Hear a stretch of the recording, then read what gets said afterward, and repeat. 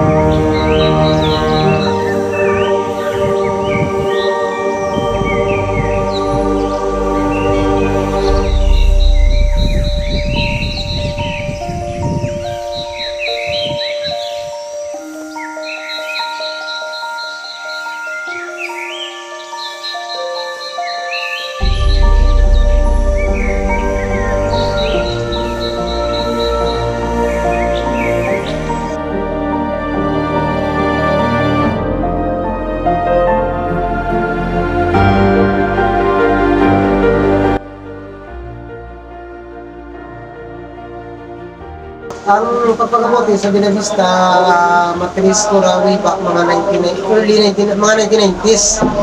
Kung sa diin ang mga naguna, dito ka mga planters, mga kamarama naman, mga tatay na mga dito. Pero, to name with, Sanday Giling, Guillermo Trinyagan, si mga pamilya, kang Machanggan, kag mga Tabara. So, sandali ka na naka-umpisa kang pagpatanong-tanong kang kamuti.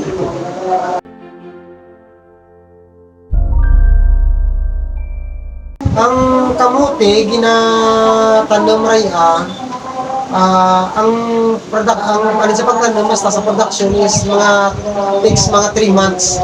So, sa pagtanom, kapit para raya, kabini, ginakatraya, mga more or less, mga 6 inches. So, pero ang preparasyon kang lupa, turo, preparation, ginarado katatlo, pagkatapos gina-flower ay hasta nga magtaas na, ginapudpud pa hasta nga magtaas. Pagkatapos, manually ay ginatanom. Depende sa diskarte, may gapanang rin, dyan tagtatlo, tagdaro-darwa, madyan matag-isa-isa. So, ang pagtanong karaya takes mga 2 to 3 days nga dapat hindi mo matandog ang gintanong mo para nga ang paggamot ay hindi matiblag kag amura nang balugan ni ang kamote basta basa lang ang lupa bisan wala hindi amura na mamuyo ang kanakara. So wala man nagkakinanglan kang bastante yung abono kaya kamote makasurvive na sa now.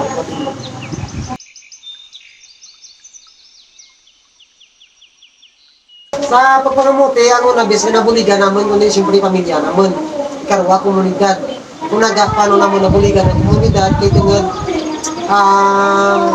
ginahire naman ang warati mga ubramon na pwede makabuli ka naman ginasulaman. So, especially mga nanay, kanya balak, tawag mo na kamuti, kung wala sa laubra, hindi, bis makaperpihan, makakisunan sanda. So, makabulig man kami sa barangay, kay kami, plastar kami kang kiosk, gagawad kami ka permit sa barangay. No?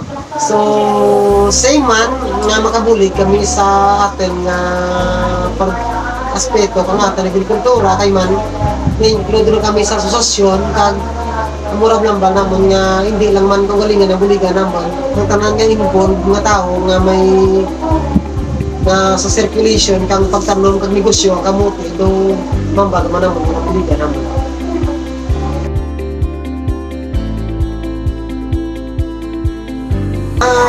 Bawal man ang epekto na kay pero more possibly nga ang epekto is positive kay naga sa kamote tungod nga positibo ang nga epekto sa amon nga pangabuhian makita mo nga kada tuig ang tao nagatanom kada tuig nagalapad kada tuig nagarako man ang nag-involve bala sa kamuti nga naka-interest.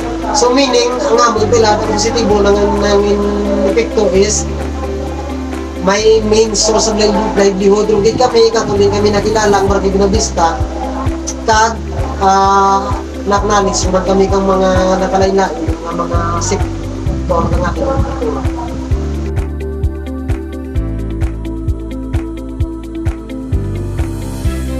So sa kamuti, no, sa pagkatawad-law, mambal, kubangan kita ng mabuti. No, yung bata kung sige, natin ka namin. So, sige, na namin mo. So, yes, ngayon ka, kung isang morgan daw, inito kami extra pa kami. Pero marami gani, sa season, marami kami ka na. So, during the season ng kamuti, ang mabilis nga ma-income naman, karadya sa pinaka-list ko, no?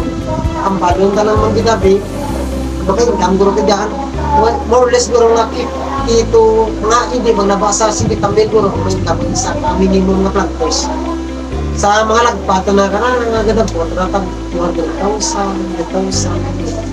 so amura ang mambag nga ang income na isa kamuti sa season na natanang pero kay kung hindi na season magkanigatan ng kayo hindi mo na ang iyang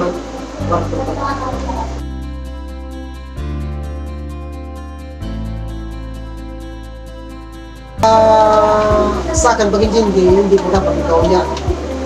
Agriculture country, ang Pilipinas natin. Pag ang kamuti, gina-consider ang high value crops.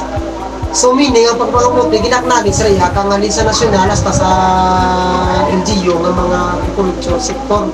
So hindi mo na dapat ikaw ay nag-ano, una best patria bilang isa kamanguma, ikarwa, amuray ang source of livelihood mo. Bisan sino man puro, kung amurang source kang nga nga pangabuyan, hindi mo na pwede ka huya. Kapatay ka din mo, kung ikaw huya mo ramon, di ba lang? Kaya ikatatlo, ang marak mo hindi mo na pwede ikaw huya, kay tungod ng kamuti, hindi palain nga ubra. I mean hindi malain nga pangabuyan. No? Pagkabulig ikaw mabuligan mo kabulingon mo kag karabala nga hindi ikaw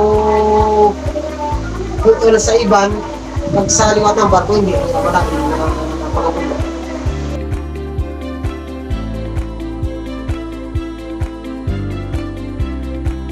Ang advice ko lang gid is dapat ang dedikasyon ng tayo. Karabala nga ang bisa na nga bagay may failure gid man kita ginatubang. So once nga ma-failure ka, kag may kahadlok ka, hindi mo ra pwede makangkit sa kabutang. So dapat ang pagkadesidido mo, tukdan mo ra kag katandos mo, dedikasyon mo para nga mabuhay mo gid ang ginando mo para sa isa kamutan. So same man sa kamuti, kung gusto mo gid mga muti, dapat preparado ikaw. No? Preparado ikaw nga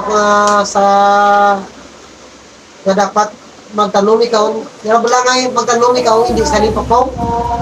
Dapat kukusan mo, kag hindi ka man mag-expectar nga tama man ka maho, diba sila failure ka, tama man ka sakit.